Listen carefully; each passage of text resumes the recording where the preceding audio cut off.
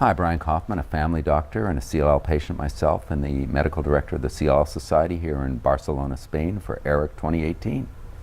Hi, I'm Professor John Seymour from the Department of Haematology at the Peter MacCallum Cancer Centre in the Royal Melbourne Hospital in Melbourne, Australia. And Dr. Seymour, you've spent your career looking at CLL and how that's diagnosed, and there's a precursor to CLL, MBL. Can you explain what that means and the significance of those cutoff points and help us understand that? Yep, so MBL is an abbreviation for monoclonal B-cell lymphocytosis. So there's an increased number of B cells in the blood, and they are monoclonal. They're derived from a single precursor, but they're below, admittedly, the arbitrary level that is used for the definition of chronic lymphocytic leukemia, which is where there are 5,000 of these monoclonal B cells in the blood. So if you're below 5,000, you have MBL, and Correct. if you're above it, you have CLL, and Correct. they all have to look alike. They have to be immunologically identical. Correct. So the actual biologic characteristics of these cells, whether you're 4,900 or 5,100, are identical.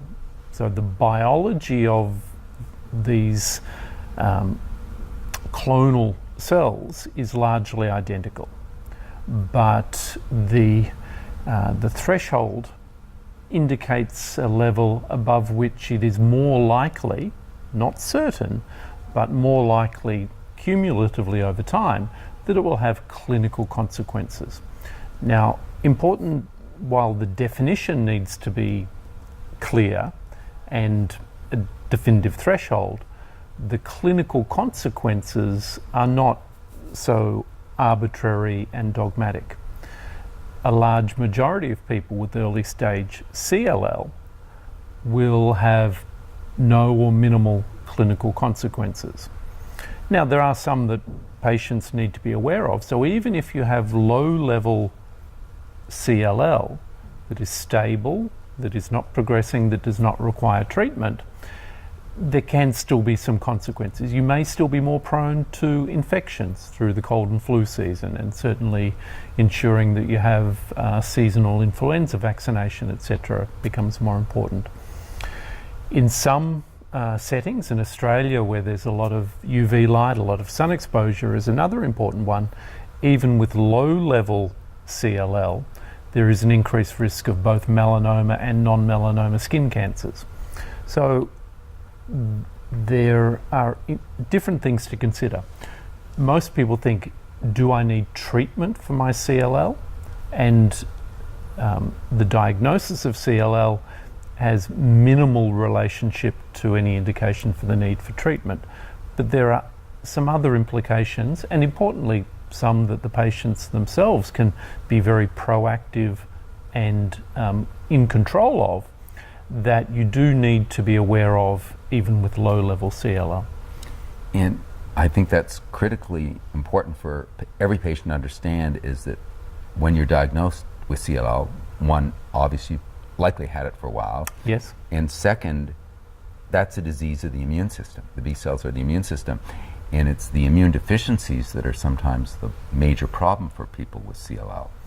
Correct, and some of the Danish workers are looking around the causes of death in patients with CLL, and there is evidence that there is an increased risk of death from infectious complications even in people with low-level CLL, even in the absence of treatment for the CLL. So you're absolutely right. The CLL is derived from the immune system, but it also has impact on the competency, on the normal coordinated function of the immune system. And just to make things more complicated, my understanding, and correct me if I'm wrong, is that even patients with MBL also have immune deficiencies. Yes, so you remember I said that the biologic characteristics of the cells are identical. Some of the consequences can be discerned even in patients with MBL. The magnitude of those consequences tend to be significantly less, and so it is a gradient of effect. But yes, some of those in a laboratory sense and in response to vaccination, the ability to mount a protective antibody response, some of those impairments are detectable in patients with MBL, even before reaching that threshold of diagnosis of CLL. And to add even more complexity, isn't there 2 levels of MBL? I heard in discussions today, high MBL and low MBL. Can you explain that? Yes, so there is a definition of what a normal B cell count is, and so some people, even when they don't have an increase in the total number of B lymphocytes in the blood, you can still detect a very small clonal population, so-called low count MBL. If there is an increase in the number of B lymphocytes in the blood, but it's below the threshold of 5,000 for CLL, that's a so-called high count MBL. So again, it's a gradient of the magnitude of the clone size, if you want to use a cancer analogy, the tumor burden. Yeah, there are no straight lines in nature, and there are no straight lines in diagnosing cancer, really, are there? Any final thoughts on this MBL, CLL diagnosis and what patients should understand? Probably one that I'd like to speak about, and I know you're very conscious of this yourself. For some people, the label, the word leukemia or diagnosis can have a profound impact. Some of that is because of our preconceptions or our expectations around what the meaning of that word may be. Science and biology are giving us particular thresholds and particular diagnoses, and the implications of those diagnoses are changing profoundly with time. So I'd encourage all patients to try and remain open, try and remain able to take in and engage in the discussion even beyond hearing the word leukemia or cancer. The implications that may have for your health are changing, and in the vast majority of cases improving profoundly, and CLL is an exemplar of that. So empower yourself with knowledge, empower yourself by understanding how things are changing, and in the CLL realm that is changing in a very, very positive way.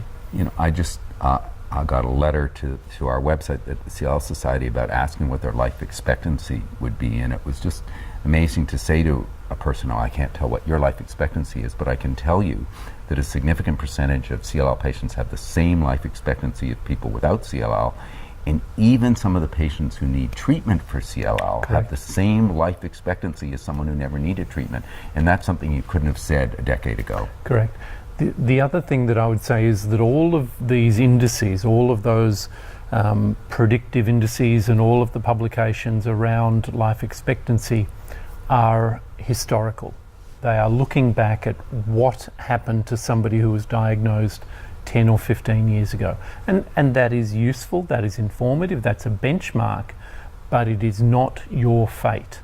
Our treatments are changing, our treatments are improving, and they will be better than all of those indices from the past. Right, and one of the statistics you see is when you're diagnosed with CLL, if you're diagnosed in the 90s, if you're 2000, 2010, the later you're diagnosed, the longer you live. Yes, and that will continue to improve. Yeah. Dr. Seymour, thanks so much. Always a pleasure. Thanks. Thank you.